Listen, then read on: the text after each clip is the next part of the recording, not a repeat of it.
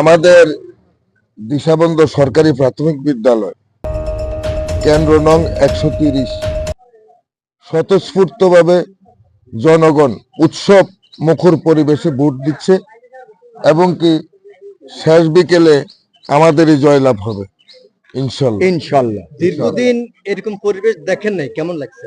আজকে জনগণ আমাদেরকে বলেছে আওয়ামী লীগের দুঃশাসনে আমরা নির্যাতিত নিপীড়িত, কিন্তু এই দেশের জনগণও ভোটাধিকার থেকে বিরত ছিল দীর্ঘদিন যাবৎ, কিন্তু আজকে মানুষকে আমরা উদ্বুদ্ধ করেছি আপনারা যে যে প্রার্থীর লোক হন আপনারা ভোট কেন্দ্রে আসেন এবং কি আপনার পছন্দ অনুযায়ী আপনি ভোট দেন। আজকের পরিবেশের দ্বারা অব্যাহত থাকবে ভবিষ্যতে মনে হয়?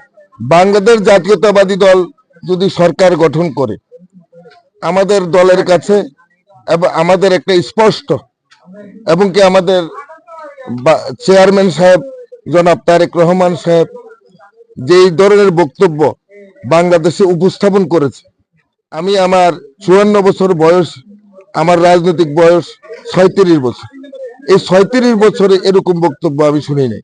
অতএব এই বক্তব্যটা তারেক রহমান সাহেব আমাদের চেয়ারম্যান সাহেব দিয়ে রেখেছেন। আপনি আজকে বিজয়ের উপর ডিপেন্ড করে নির্ভর করে মনে হয় যে এলাকাবাসী উন্নয়ন হবে?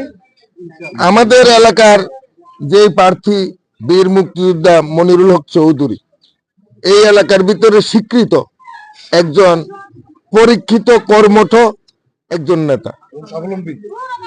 বাংলাদেশ জাতীয়তাবাদী দল যখন বাংলাদেশ জাতীয়তাবাদী দল যখন প্রার্থী ঘোষণা করছে এরপর থেকে নিঃস্বার্থভাবে মানুষ ওনার পক্ষে কাজ করেছে, বাংলাদেশ জাতীয়তাবাদী দলের পক্ষে কাজ করেছে। মানুষের কাছে আমরা সবাই গিয়েছি এবং কি মানুষকে উদ্বুদ্ধ করেছি ভোট দেওয়ার জন্য। জয়ের বিষয়ে কতটুকু প্রত্যাশা করেন? ইনশাল্লাহ।